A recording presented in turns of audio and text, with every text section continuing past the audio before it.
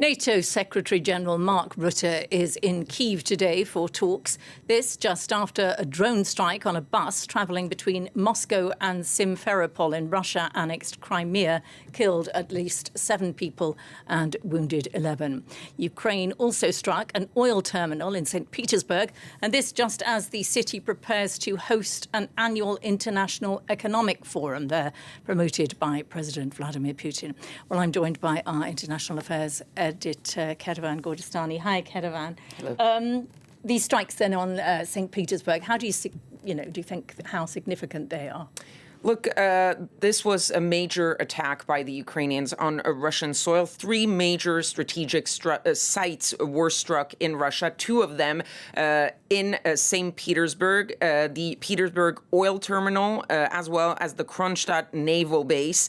But there was also another site, as you can see on the map there, the Progress plant that was hit in the Tambov region, which is a major weapons manufacturing plant. So this is pretty significant for several reasons. One, it's the symbol of hitting St. Petersburg, just as Vladimir Putin is about to host guests from around the world for his international economic forum that has been dubbed the Russian Davos, and striking overnight just before that forum opens is pretty significant symbolically for the Ukrainians. The second reason is because these are strategic sites. It's not any old sites.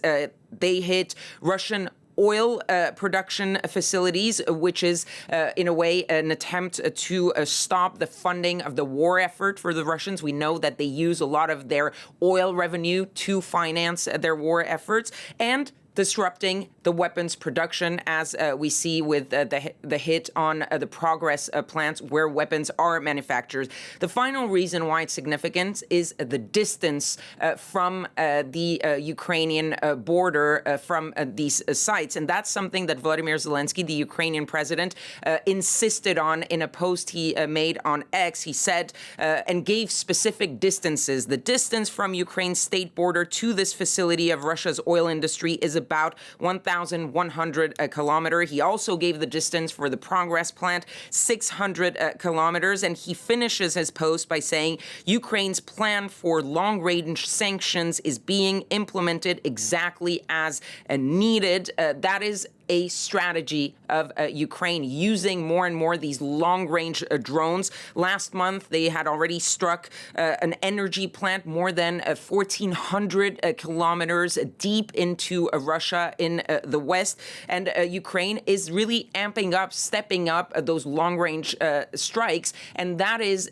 in a way to show some of the Russian people that are far removed from the front line, from the border, that the war can actually come to their doorstep. And for the Ukrainians, that is very significant. As well as that, though, they are apparently having quite a bit of success now on the front line as well. Absolutely. This is according to the Institute for the Study of War. They looked at who is gaining, who is losing ground, and they say that Ukrainian forces have managed to largely halt Russia's offensive and even marginally push the Russians back. Analysis from the ISW shows that for the second month in a row, in April and in May, the territory controlled by Russia has declined. They lost 281 square kilometers in May and 116 square kilometers in April. Now, the decline, of course, you saw those numbers. It's marginal when you take the size of the country of Ukraine. But if you think back to the fact that Russia has basically gained territory, whether it's a lot or a little bit, every month, basically, since the start of the war. The fact that they are now losing, even if it's just a little bit, is significant. It shows that the momentum might be turning a little bit towards the Ukrainian in what has really become a grinding war. So we're talking 100 kilometers here, 100 kilometers there. It's not a lot, but the momentum is a lot for the Ukrainians. If you think about how much they've been pounded by the Russians, we've seen in the past couple of weeks that the Russians have really stepped up those strikes on the Ukrainian, but the Ukrainians have responded both on the front line, and as I was saying earlier, on major strikes also of their own deep within Russia.